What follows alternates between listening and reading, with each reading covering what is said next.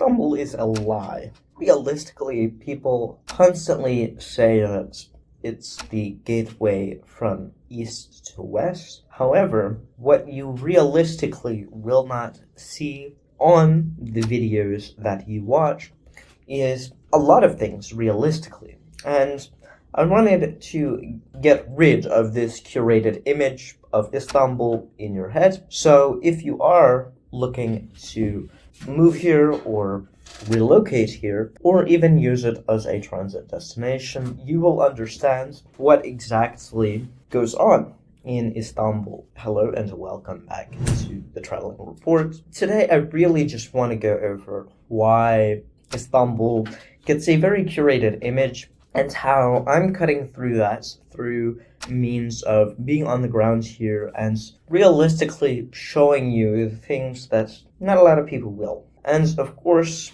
it is a very old city. Of course, it was founded by the Greeks, what was then Constantinople, and it has changed hands quite a few times. However, it is currently administered by Turkey, and of course, I'm not trying to take away, Istanbul from Turkey. However, the fact that it is so old, you kind of get a mix of history, and you get sort of the chaos that comes with that. Roads are extremely poor in Istanbul. I would say it's one of the poorest roadways and road networks I've seen in any city. And I'm talking worse than France, worse than Athens, worse than a lot of places, in the region or even in the world. I've been to places in poor nations that have significantly better roads.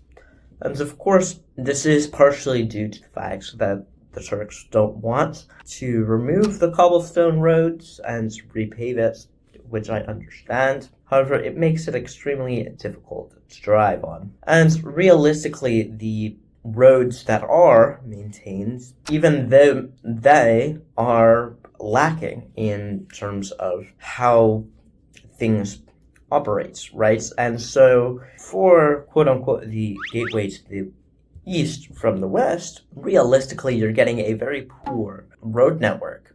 And that's something that realistically, logistically is very detrimental, And as time goes on, I believe that they will need to invest in roads if they truly want to believe that they are the gateway to the east. I'm not here to rail on Turkey too harsh. I do believe that they have been trying. It's very difficult to maintain roads in the conditions that they're in. And especially with salt water, you're not maintaining roads very well. Additionally, there is no rules of the road. For a city that says, it is a gateway, you should probably have some rules on and etiquette on road safety, being polite on the roads, but there is none. And realistically, this is the region too, If you look at Bulgaria, some of the highest road deaths in the EU. If you look at Romania, some of the highest road deaths in the EU. If you look at Greece, some of the highest road deaths in the EU. If you look at Turkey, some of the highest road deaths in the world. The list goes on, So this is not a great place to be driving. And additionally, the roads or the bridges that are used, realistically, yes, they're stable, but they are narrow and they get choked up a lot. There's a lot of traffic. They don't really maintain the flow of traffic very well. And so this creates chaos in road networks. And for a country that positions itself as a stopgap between West and East, this is something you should be looking into. Additionally, the fact that Turkey is realistically, it's a very wealthy country relative to its neighbors. Now, of course, we're not speaking on Greece or Romania or the outliers, the EU accessible countries. Those are going to be significantly wealthier countries. But if you compare it to Azerbaijan, compare it to Georgia, you compare it to Armenia, compare it to Syria, you compare it to Iran, all of these places are significantly poorer than Turkey.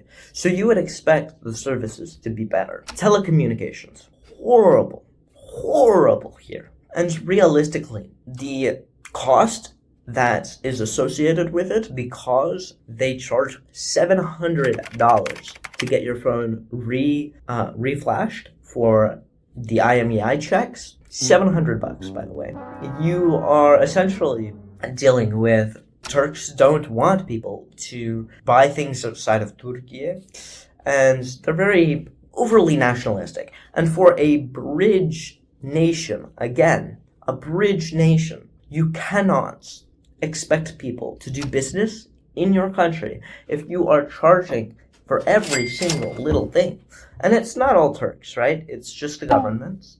However, that's realistically something that not a lot of people will tell you, is that Turkey inherently creates problems for those who are looking to obviously spend time here and spend money here.